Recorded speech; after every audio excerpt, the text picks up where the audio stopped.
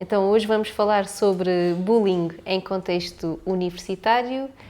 Hoje não estamos aqui para apontar dedos a ninguém, nem para resolver nada que exista, mas se calhar estamos aqui para perceber o que é o bullying e para arranjar estratégias para lidar e para sabermos o que devemos fazer em determinadas situações. Portanto, o bullying é algo que em contexto universitário é muito pouco falado e por ser tão pouco falado até muitas vezes temos a ideia de que nem existe. Há bullying em contexto universitário. Portanto, o bullying é coisa dos miúdos na escola, no secundário, os miúdos mais pequeninos. Então, gostava de começar exatamente por vos fazer uma pergunta. Ainda que o bullying em contexto universitário seja assim um comportamento muito subtil, pouco falado, e é uma pergunta de sim ou não. Não quero que me digam para já mais nada. Para vocês, há bullying no ensino superior? Sim. Portanto, temos aqui uma resposta unânime. E agora, outra pergunta. Então, se há bullying no ensino superior, porque é que este bullying é pouco falado e pouco referido? Porque é que será que não se fala tanto disto? O que é que acham? Eu acho que socialmente criámos a ideia, lá está, que o bullying é só feito entre crianças, só que o bullying acontece tanto no contexto universitário, mas também a nível do trabalho. Ou seja, é uma coisa que pode seguir uma pessoa para sempre, independentemente da sua idade, mas nós estamos muito habituados a ligá-la apenas a uma certa faixa etária. O bullying tem a ver com comportamentos que são feitos com a intenção de magoar as outras pessoas, seja magoar física, emocionalmente ou psicologicamente. Para além desta questão da intenção, para ser considerado bullying, tem que haver uma repetição ao longo do tempo. Ou seja, o chamar pontualmente um nome a um colega não é bullying. Agora, se eu chamar repetidamente nomes a esse colega, já vai ser bullying. E para além, portanto, o bullying tem estas 3 características. Já falei de 2, que é a intencionalidade, a repetição, e a outra tem a ver com a desigualdade de poder. Portanto, ocorre em contextos onde há uma desigualdade e normalmente o bully, quem provoca a agressão ou tem esse comportamento, é alguém que até pode, outras pessoas olhando de fora até podem ver, ok, mas são os 2 colegas, têm a mesma idade, têm mais ou menos a mesma estrutura física. Mas o facto de uma pessoa, o bully, sentir que tem mais poder, ou que tem mais informação, ou que tem mais alguma coisa do que a outra, já leva a que exista esta desigualdade de poder. Elas isolaram-se por opção Não. ou foram excluídas de alguma A pessoa tentou muito fortemente tentar fazer parte, conviver, falar com toda a gente, só que o pessoal pode não ter gostado da abordagem ou algo do tipo, mas depois de algum certo tempo virou uma coisa mais até uma raiva presente àquela pessoa, até que eu até próprio questionei e era uma coisa até meio que irracional em si. Que eu perguntava se a pessoa fez alguma coisa que tu não gostavas, não era assim. Não, é só que 10 pessoas, ou até um bocadinho mais, só criaram uma aversão àquela pessoa e querem só aquela pessoa à força toda. Mas nesse caso é sem justificação, não é? Supostamente sem, supostamente sem justificação. Alguma justificação deve haver, alguma coisa aí no fundo deve haver, nem que seja o facto de sentir aquela pessoa como mais frágil ou mais fraca e aproveitar-se disso. Há pessoas que praticam estes comportamentos exatamente para se sentirem mais fortes, para sentirem poder, ou seja, e vai um bocadinho também de encontro àquilo que as colegas estavam aqui a dizer. E se uma pessoa está a fazer isso, as outras estão a ver e se calhar até concordam com aquilo que está a ser feito e estão a querem pertencer, também aqui a questão da pertença a um grupo, querem pertencer a um grupo e então, se ele fez aquilo e se esta pessoa está a gozar com a outra e esta pessoa é muito fixe, então eu vou estar do lado desta pessoa sem saber o que é que acontece. E depois vem outro e outro e outro, aquele é para deixar de lado, ok. Pode começar assim. Aí tocou numa questão muito importante que é a empatia. Portanto, uma pessoa que faz mal a outra intencionalmente é uma pessoa que já de si provavelmente vive num contexto de violência, ou em casa, ou com outras pessoas. Provavelmente ela é ou pode ser tratada assim. E o facto dela agredir outras pessoas, física ou verbalmente ou psicologicamente, pode ser uma consequência disto. Mas aquilo que falou, a empatia é essencial. Quando alguém não tem empatia, não consegue colocar-se no lugar do outro e não consegue perceber o que é que as consequências ou o impacto que o seu comportamento pode ter naquela pessoa, vai levar a que o seu comportamento seja mau e vai continuar a ser, porque ela não percebe o impacto que pode ter naquela pessoa. Portanto, aqui muito a falta de empatia. A questão dos grupos e do pertencer a um grupo. É fácil eu identificar-me com pessoas que são do meu grupo e que são igual a mim. É difícil eu perceber porque é que há pessoas mais velhas a tirar o mesmo curso que eu, porque é que há pessoas mais novas a tirar o mesmo curso que eu. As questões economicamente não somos todos iguais, não temos todos os mesmos gostos, não temos todos a mesma maneira de falar e às vezes, para quem precisa de se sentir superior, vai agarrar em qualquer uma dessas coisas. Às vezes a mínima diferença, só basta o sotaque da pessoa e já é o suficiente para que aconteçam estas situações. Estava aqui, a Irina tocou aqui numa questão que tem a ver com era só um comentário, eu não vou pedir desculpa. Ok, nós não temos culpa e não temos alguma responsabilidade, mas não temos culpa da maneira como as pessoas se sentem.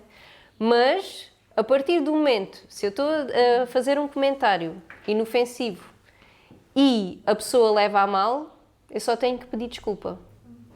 Mas era a brincar.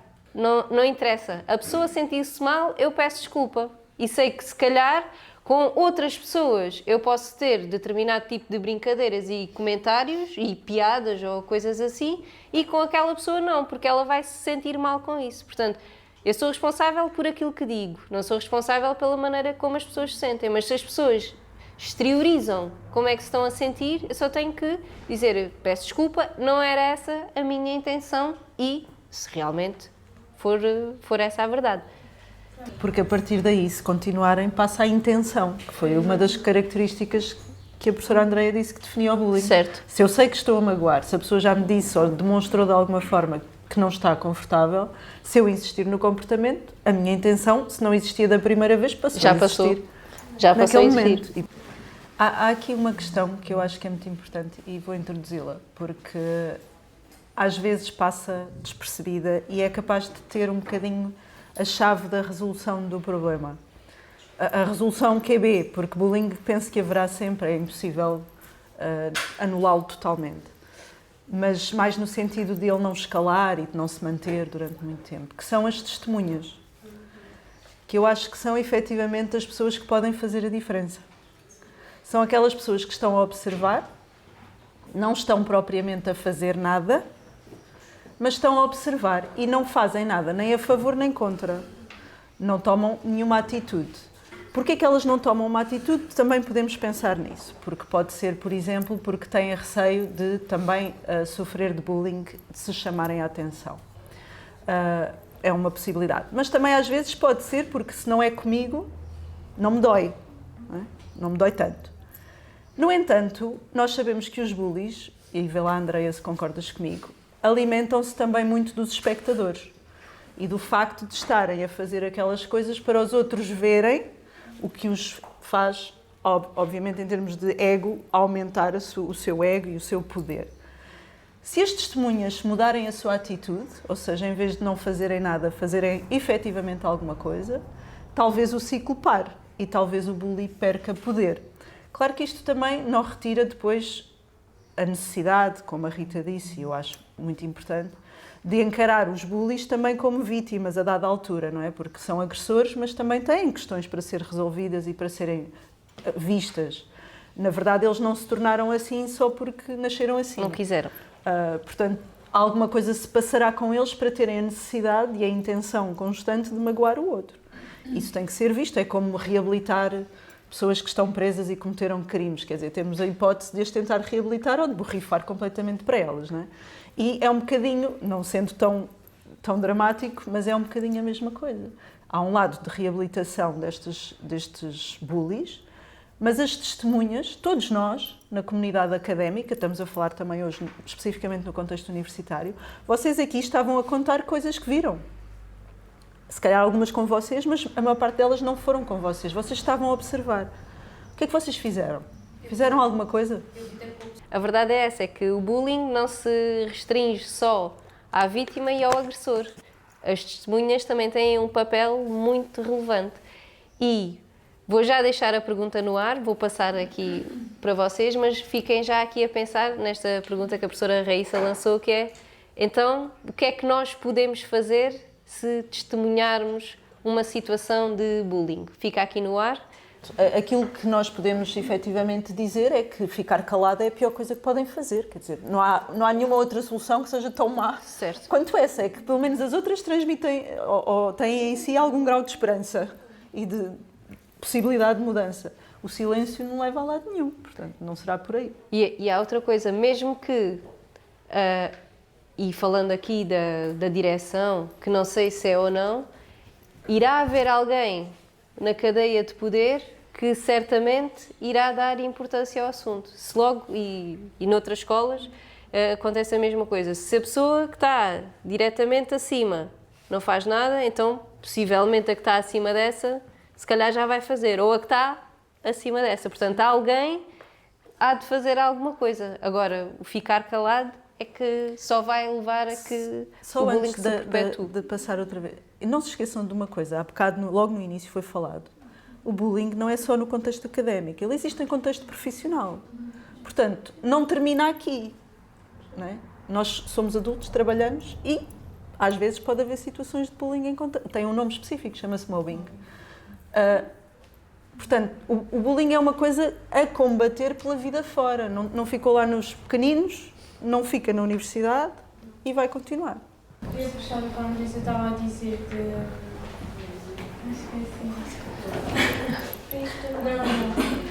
da maturidade. Eu acho que quando começou a sessão foi falado de não ser tão falado como na fase das crianças. Eu acho que é muito por causa da maturidade, que é a pessoa às vezes acha que tem, mas que também não tem assim tanto. Que é, eu acho que consigo resolver sozinha, eu acho que ir falar disto a alguém só vai trazer mais problemas e com esta idade não preciso de problemas, e acho que por isso acaba por ser mais ou menos valorizado, porque a pessoa acha que tem capacidade de resolver sozinha, ir adiante, muitas vezes causa problemas maiores. E acho que é uma coisa que deve ser falada, não com medo de ser julgada, porque muitas vezes quando a pessoa tem a capacidade de falar com outras pessoas responsáveis, tem sempre aquele receio de não, pá, eu tenho 30 e tal anos, já trabalho, já tenho as minhas responsabilidades, eu posso ser julgada. Já devia conseguir resolver isto. Já devia conseguir resolver, então tenho receio de fazer queixa com medo outra vez que tirem esse meio de meu que eu posso ir. E acho que é um bocado isso também. Portanto, isto vem aliado àquilo que a Marta estava a falar há pouco, a descrença de que vai ser ajudada, e aqui outra questão de o que é que vão dizer, O que é que vão pensar? o que é que vão pensar de eu com esta idade ou eu nesta situação estar aqui a pedir ajuda. Portanto, isto são impedimentos que levam muitas vezes a vítima a falar e leva a que o bullying não seja tão conhecido e acaba por perpetuar também aqui a violência.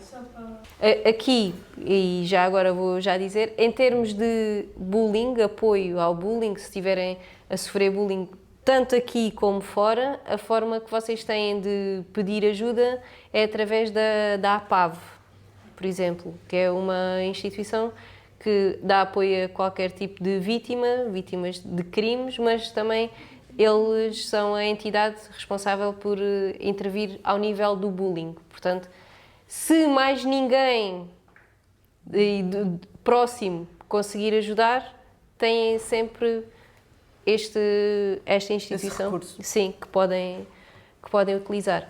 Estava a dizer antes, consequências que acontecem nas vítimas, testemunhas e também nos agressores. Portanto, em termos de vítimas, muitos problemas ao nível psicológico, ansiedade, depressão, baixa autoestima, na universidade, dificuldades de aprendizagem, dificuldades de concentração, muitas vezes desistência do próprio curso, não é? Abandono das aulas, porque como a Irina dizia também, já não tenho vontade de vir, e as pessoas acabam também por desistir. Nas próprias testemunhas, o facto, e a Marisa falou bem nisso, o facto de estar a ver aquilo e não estar a fazer nada também acaba por gerar ansiedade e muitas vezes também pode surgir depressão nas próprias testemunhas, porque sentem-se um bocadinho impotentes, que é eu quero fazer alguma coisa, não gosto daquilo que está a acontecer, mas tenho medo de que se for fazer alguma coisa vai recair sobre mim. E os próprios bullies também acabam por ter consequências, e aqui muito também ao nível do consumo de substâncias, ao nível familiar também problemas de agressividade, e para eles também é mais difícil de chegarmos aos bullies e intervir com eles do que propriamente com as vítimas.